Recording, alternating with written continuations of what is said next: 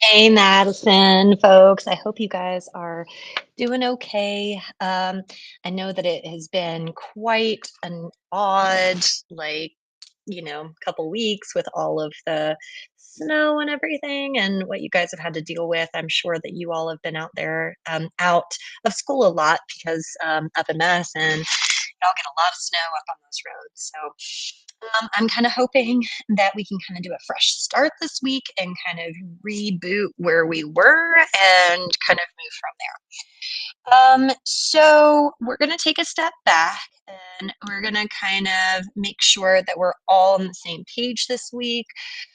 I have not, um, I have kind of kept what we had last week as the work for this week, and added in our muckraking piece so that you can start developing that. And the goal with that is that this week you're going to be able to work on your draft and getting some research for your editorial, without being super overwhelmed.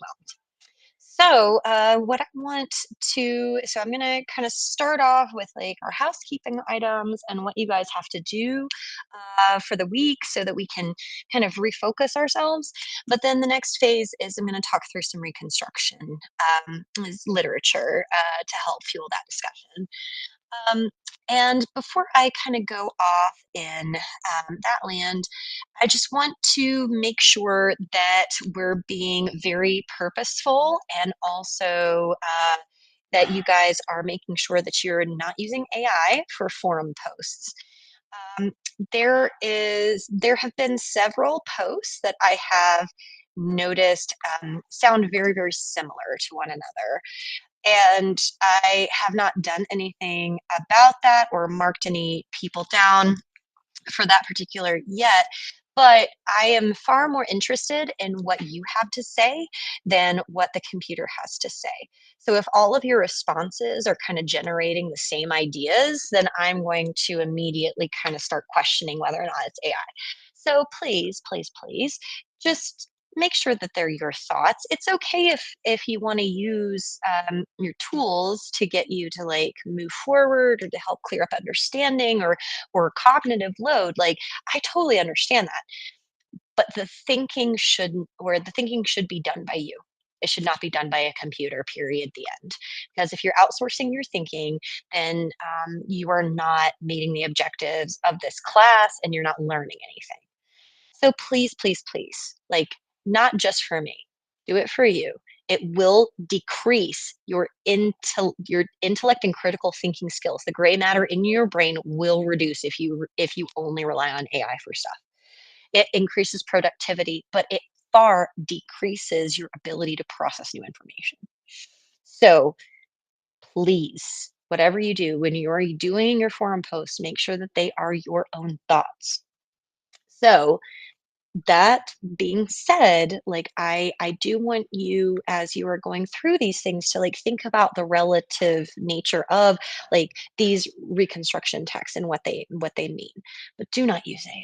Do not outsource your thinking. Don't make yourself dumber to be more productive.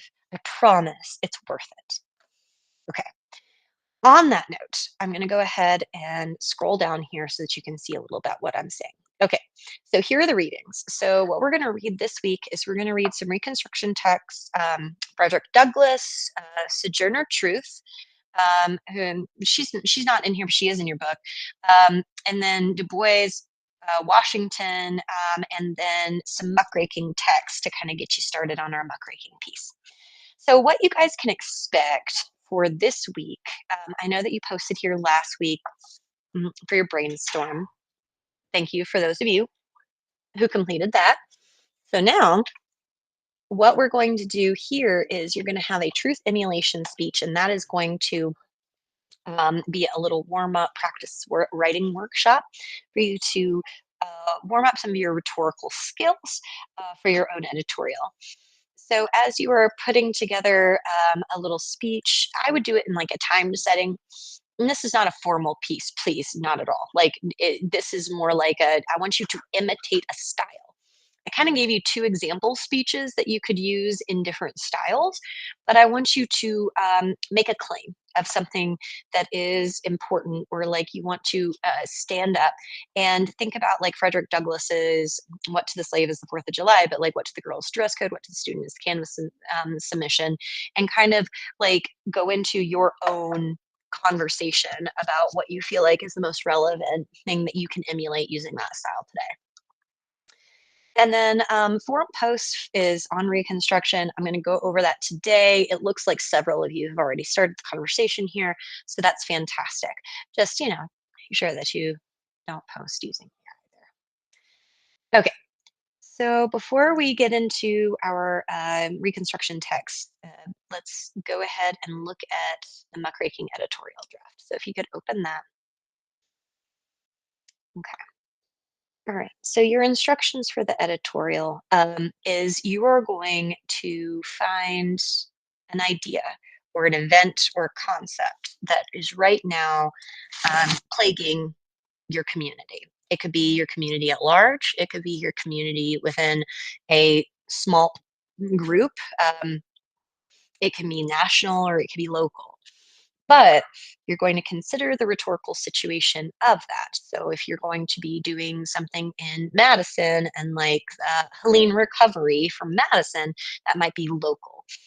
If you're going to do something about Minnesota and the riots in Minnesota, that's more on a national level.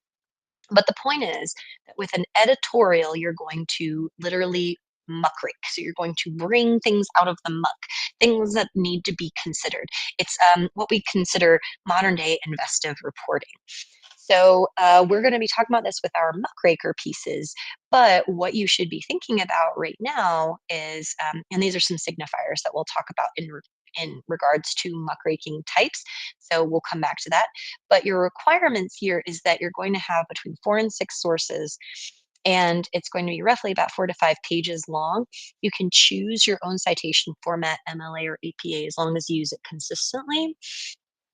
And you will show mastery of audience awareness, voice and style, argumentative strategies, writing rhetorically with research, and then composing a well informed, mature application.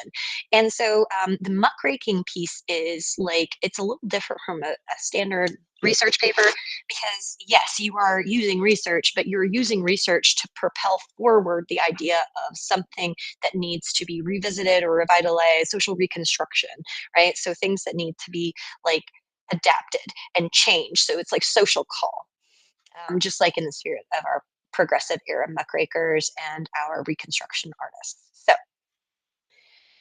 you will have a first draft of this due on the 22nd. I pushed it back by a week so that you could have a little bit extra time to write. So we'll be building in some writing work next week to help you so you can start coming up with some sources and developing your ideas. Okay, so I'm going to hop on over to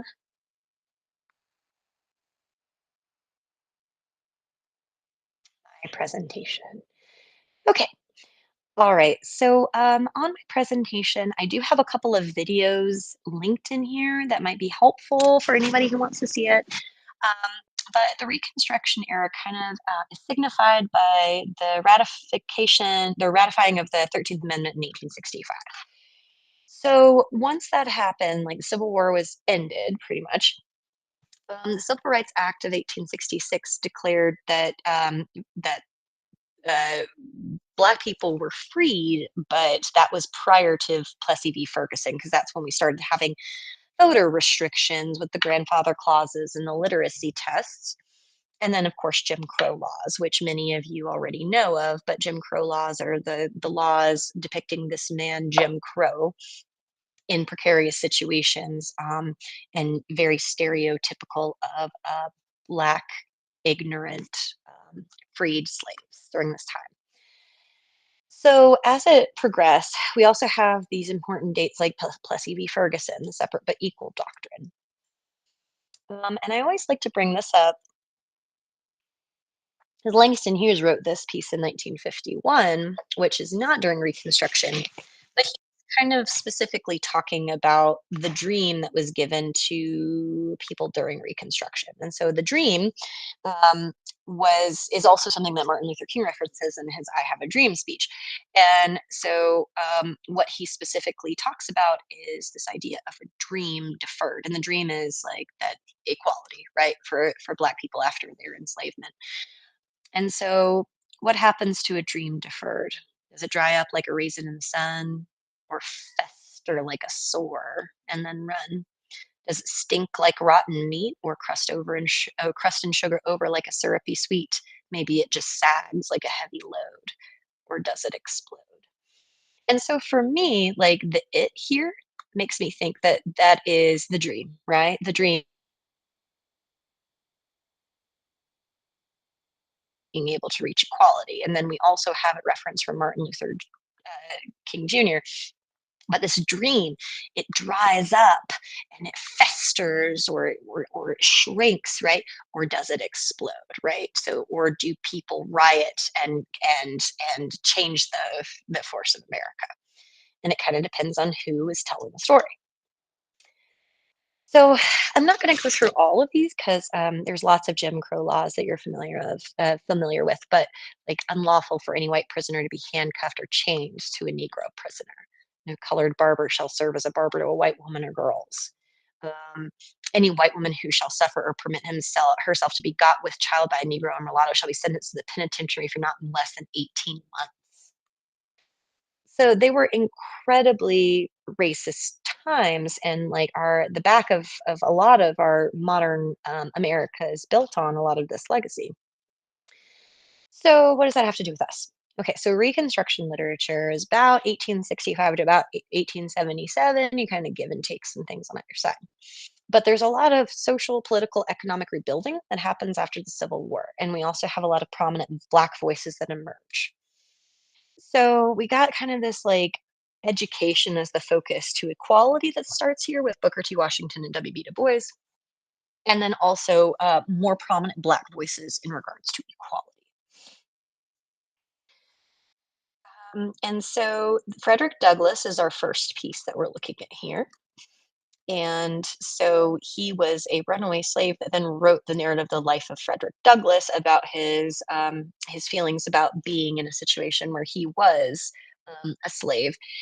And this piece is something I want to show you. It is a few minutes of Frederick Douglass's descendants speaking his 4th of July speech.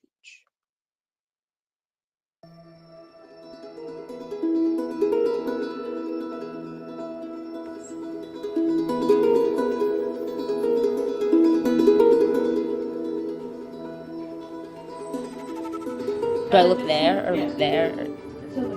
Okay. Okay.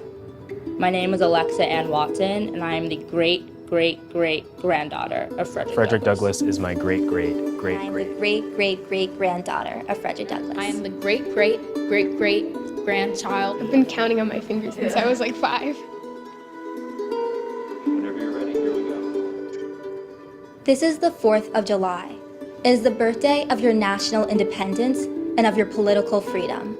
Fellow citizens, I shall not presume to dwell at length on the associations that cluster about this day.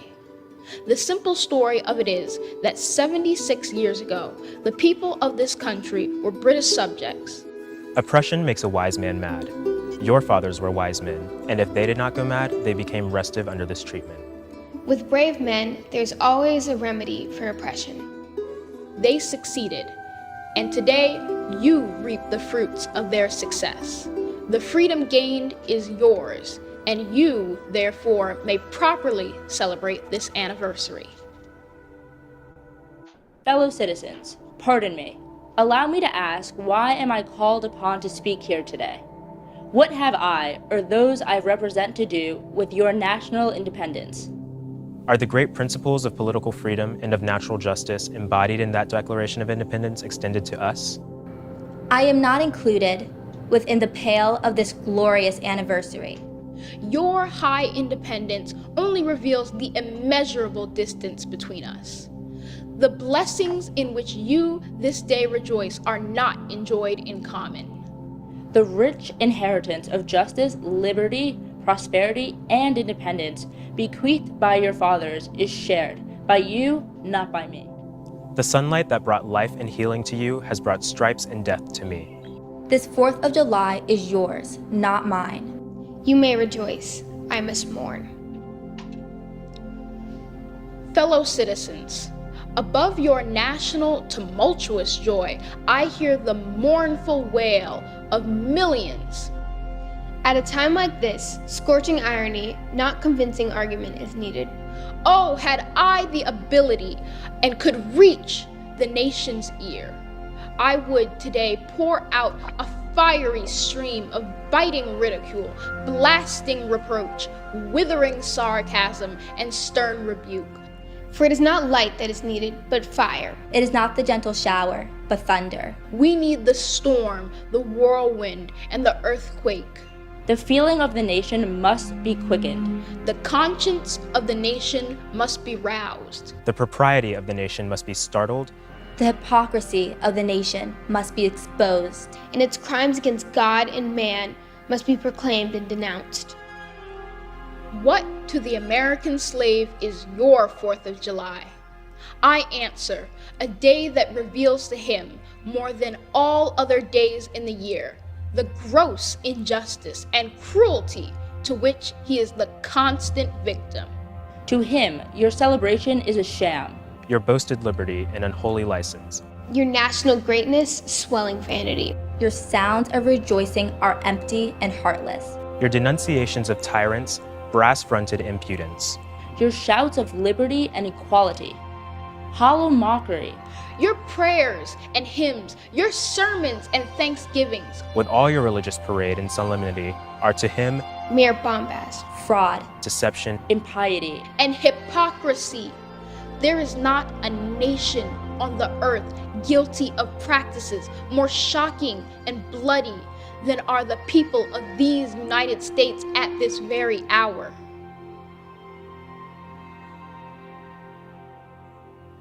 Allow me to say in conclusion, notwithstanding the dark picture I have this day presented of the state of the nation, I do not despair of this country.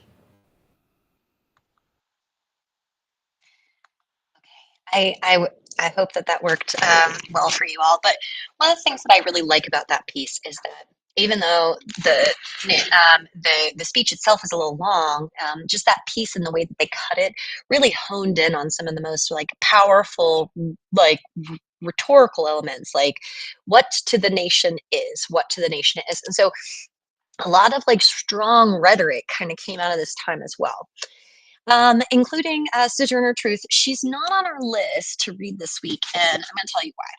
I have a piece on this slideshow, but it's getting a little long, so please feel free to watch it, where we have Kerry Washington, and she does a little bit from Ain't I a Woman. But if you click on this when you follow along, that actual speech, Ain't I a Woman, was actually revised by a white woman several years later to make her sound more of a stereotypical like slave mammy. And so there's also some like racist overtones with like changing the language in order to make it sound more like to kind of change the narrative of who was speaking, which is something that happens quite frequently in some of these pieces. And so this is Kerry Washington giving the speech. Please feel free to read that. But like she repeats Ain't I a Woman, and it's a very powerful speech. So it's like very upsetting when you find out that it was not even her words. And so the last couple things I want to leave you with, W.B. Du Bois. We have W.B. Du Bois in 1903. And so he and Booker T. Washington are these two Black intellectuals of the Reconstruction era.